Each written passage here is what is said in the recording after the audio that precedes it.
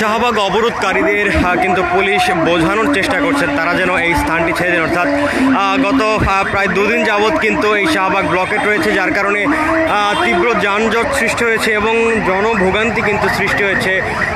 যেই দাবিতে আওয়ামী লীগ নিষিদ্ধে যে দাবিতে এই অবস্থান কর্মসূচি, সেটি কিন্তু গতকাল রাত 11টা নাগাদ ঘোষণা করা হয়েছে। অর্থাৎ আওয়ামী লীগের কার্যক্রম নিষিদ্ধ করে যেই ঘোষণা করা হয়েছে, তারপর কিন্তু ভোর রাতের দিকে কিন্তু এই অবস্থান কর্মসূচি থেকে সরে যায় ফেসিবাদ বিরোধী জাতীয় ঐক্যের ব্যানারে যারা আন্দোলন করছে তারা। এই মুহূর্তে কিন্তু আহতরা এই শাহবাগ অবরোধ করে রেখেছেন, তবে পুলিশ কর্মকর্তারা তাদেরকে বোঝানোর চেষ্টা করছেন তারা যেন এই স্থানটি ছেড়ে দেন এবং তাদের যে দাবি রয়েছে সেই দাবিগুলো আদায়ে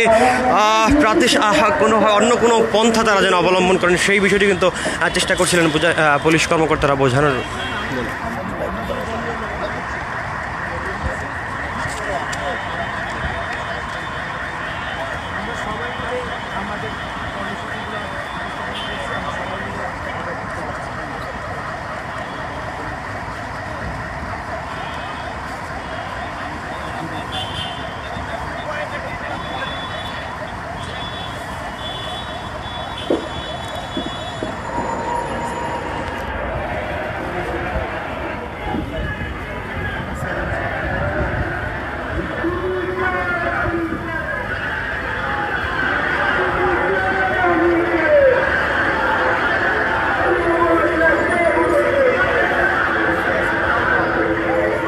পুলিশ কর্তারা কিন্তু কথা বলার চেষ্টা করছেন এই আন্দোলনকারীদের সাথে। অর্থাৎ তারা দাবি করছিলেন তারা জুলাই আহত এবং জুলাইয়ে আহত হয়েছেন, জুলাই যে বিপ্লব হয়েছিল সেই অভ্যুত্থানে কিন্তু তারা আহত হয়েছিলেন এবং সেই আহতরা তাদের কিন্তু 3 দফা দাবিতে আজকে তারা অবস্থান কর্মসূচি করে যাচ্ছেন এবং যেই বিষয়টি তারা বলছিলেন আওয়ামী লীগকে চিরতরে নিষিদ্ধ করতে হবে। অর্থাৎ আওয়ামী লীগ কার্যক্রম নিষিদ্ধ করে যে ঘোষণাটি এসেছে গতকাল রাতে, অর্থাৎ বিচার শেষ না হওয়া পর্যন্ত আওয়ামী লীগের কার্যক্রম নিষিদ্ধ করে যে ঘোষণা সরকারের পক্ষ থেকে দেওয়া হয়েছে সেই সিদ্ধান্ত তারা মানেন না বলে জানিয়েছেন এবং তারা বলছিলেন আওয়ামী লীগকে চিরতরে নিষিদ্ধ ঘোষণা করতে হবে। একই সাথে তারা বলছিলেন যেই জুলাই গণ অভ্যুত্থান হয়েছে সেই অভ্যুত্থানের স্বীকৃতি স্বরূপ জুলাই ঘোষণাপত্র প্রকাশ করতে হবে। একই সাথে তারা বলছিলেন যারা আহত হয়েছেন সেই আহতদের সুচিকিৎসা নিশ্চিতের বিষয়ে কিন্তু তারা কথা বলছিলেন এবং সেই 3 দফা দাবিতেই কিন্তু তারা সকাল থেকে অবস্থান করছিলেন। কিছুক্ষণ আগে আমরা কথা বলার চেষ্টা করেছিলাম আন্দোলনকারীদের সাথে, তারা যেমনটি বলছিলেন যেই চলমান আন্দোলন আওয়ামী লীগ নিষিদ্ধের দাবিতে করে আসছেন গত দুদিন যাবৎ, সেই আন্দোলনে তারা সংহতি জানিয়েছেন। তবে যারা এই আন্দোলনের নেতৃস্থানীয়রা ছিলেন তাদের সাথে কথা না বলে তারা চলে গেছেন। অর্থাৎ তারা চান এখানে আওয়ামী লীগকে চিরতরে নিষিদ্ধ না করা পর্যন্ত, আওয়ামী লীগের নিবন্ধন নিষিদ্ধ না হওয়া পর্যন্ত, ঘোষণা না হওয়া পর্যন্ত তারা কিন্তু তাদের এই অবস্থান ধরে রাখবেন। এই মুহূর্তে কিন্তু পুলিশ কর্মকর্তারা এই আন্দোলনকারীদের সাথে বোঝানোর চেষ্টা করছিলেন এই স্থানটি যেন তারা ছেড়ে দেন, যেহেতু শাহবাগ মোড় একটি গুরুত্বপূর্ণ স্থান এবং ঢাকা শহরের প্রাণকেন্দ্র বা কিন্তু এই শাহবাগ মোড় অবরুদ্ধ থাকলে কিন্তু পুরো ঢাকা শহরে ট্রাফিক ব্যবস্থা অনেকটাই ভেঙে পড়ে, যার কারণে তীব্র যানজট সৃষ্টি হয় ঢাকা জুড়ে।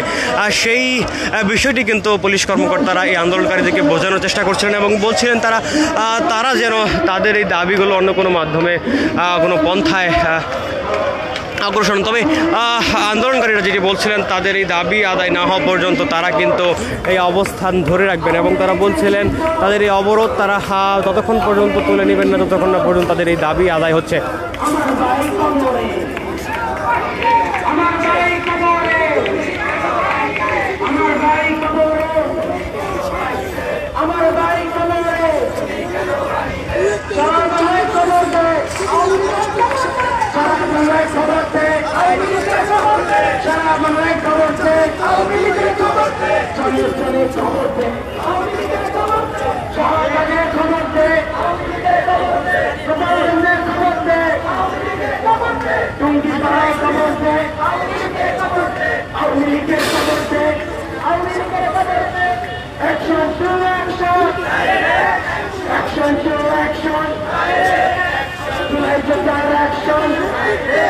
দর্শক, গতকাল রাত 11টা নাগাদ কিন্তু যেই জরুরি বৈঠকটি উপদেষ্টা পরিষদের হয়েছিল, সেই বৈঠকের পর রাত 11টা নাগাদ আইন উপদেষ্টা আসিফ নজরুল কিন্তু গণমাধ্যমে কথা বলেছিলেন। সেই সময় কিন্তু তিনি ঘোষণা করেছিলেন যে উপদেষ্টা পরিষদের সিদ্ধান্ত নেওয়া হয়েছে আওয়ামী লীগের কার্যক্রম নিষিদ্ধের ব্যাপারে সিদ্ধান্ত তিনি জানিয়েছিলেন। অর্থাৎ বিচার শেষ না হওয়া পর্যন্ত আওয়ামী লীগের কার্যক্রম নিষিদ্ধ থাকবে। একই সাথে আন্তর্জাতিক অপরাধ ট্রাইব্যুনালের বিষয়ে কিন্তু সেই সিদ্ধান্ত এসেছে। এছাড়াও যেই জুলাই ঘোষণাপত্রের বিষয়ে ছাত্র জনতা আন্দোলন করছিলেন, সেই জুলাই ঘোষণাপত্র আগামী 30 কার্য দিবসের মধ্যে ঘোষণা করা হবে বলে কিন্তু তারা দাবি করছেন। এই মুহূর্তে এই জুলাইয়ে আহত যারা রয়েছেন তারা কিন্তু তাদের এই দাবি চলমান রেখেছেন। তারা বলছিলেন যারা আওয়ামী লীগকে চিরতরে নিষিদ্ধ করতে হবে। আওয়ামী লীগ যে নিষিদ্ধের বিষয়ে বর্তমান অন্তর্বর্তীকালীন সরকার গতকাল যে সিদ্ধান্ত নিয়েছে সেই সিদ্ধান্ত তারা মানেন না। তারা বলছিলেন আওয়ামী লীগের নিষিদ্ধ পরিপূর্ণভাবে নিষিদ্ধ করে সেটির প্রজ্ঞাপন বা পরিপত্র জারি করতে হবে, তার আগে তারা এখান থেকে সরবেন না। এরপরে বলছিলেন যারা আহত হয়েছেন, যত জুলাই আন্দোলনে যারা আহত হয়েছিলেন সেই আহতদের সুচিকিৎসা নিশ্চিত করতে হবে। একসাথে তারা বলছিলেন জুলাই গণ অভ্যুত্থান হয়েছিল, সেই গণ অভ্যুত্থানের স্বীকৃতি স্বরূপ জুলাই ঘোষণাপত্র প্রকাশ করতে হবে দ্রুত সময়ের মধ্যে। এই 3 দফা দাবিতে কিন্তু তারা এখানে অবস্থান করছেন। কিছুক্ষণ আগে কিন্তু পুলিশ কর্মকর্তারা এসে তাদেরকে বোঝানোর চেষ্টা করছিলেন এবং তাদের যে দাবি রয়েছে দাবিগুলো অন্য কোনো মাধ্যম বা পন্থায় আদায় করার কথা বলছিলেন। যেহেতু জনদুর্ভোগ সৃষ্টি হচ্ছে এই অবরোধের কারণে, যেহেতু প্রায় 2 দিন যাবৎ কিন্তু এই শাহবাগ অবরুদ্ধ রয়েছে।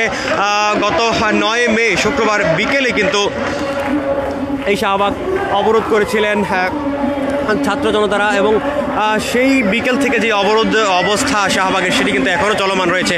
দর্শক, আপনাদের যদি জানিয়ে রাখি, গত 8 মে রাত 10টা নাগাদ কিন্তু অন্তর্বর্তীকালীন সরকার প্রধান উপদেষ্টা ডক্টর মোহাম্মদ ইউনূসের বাসভবনের সামনে ছাত্র জনতা অবস্থান নিয়েছিলেন। সেই যেই অবস্থান, সেই দাবিটি ছিল আওয়ামী লীগ নিষিদ্ধের যে দাবি, সেই দাবিতে কিন্তু তারা সেই অবস্থান কর্মসূচি করেছিলেন। সেই ডাকটি কিন্তু দিয়েছিলেন বৈষম্য বিরোধী ছাত্র আন্দোলন সাবেক সমন্বয়ক হাসনাত আবদুল্লাহ এবং তিনি কিন্তু বর্তমানে জাতীয় নাগরিক পার্টির দক্ষিণাঞ্চলের মুখ্য সংগঠক হিসেবে দায়িত্ব পালন করছেন। তার ডাকে কিন্তু ছাত্র জনতারা একত্রিত হয়েছিলেন এবং সেই সময় কিন্তু তারা সেখানে অবস্থান নিয়ে বিভিন্ন স্লোগান দিয়েছিলেন। সেখানে সেই যমুনার সামনে কিন্তু দীর্ঘ 13 ঘন্টা অবস্থানের পর তারা দুপুরবেলা অর্থাৎ 9 মে শুক্রবার জুমার নামাজের পর মিন্টু রোডের মোড়ে কিন্তু একটু জমায়েত করেছিলেন এবং সেই জমায়েত থেকে হাসনাত আবদুল্লাহ শাহবাগ ব্লকেটের ঘোষণা দিয়েছিলেন এবং শুক্রবার অর্থাৎ 9 মে বিকেল 4:45টার দিকে কিন্তু এই শাহবাগ ব্লকেট কর্মসূচি তারা শুরু করেছিলেন এবং 9 মে সারা রাত তারা সেখানে অবস্থান করেছিলেন এবং গতকাল দিনব্যাপী কিন্তু এই অবস্থান তারা ধরে রেখেছিলেন। তবে গতকাল রাত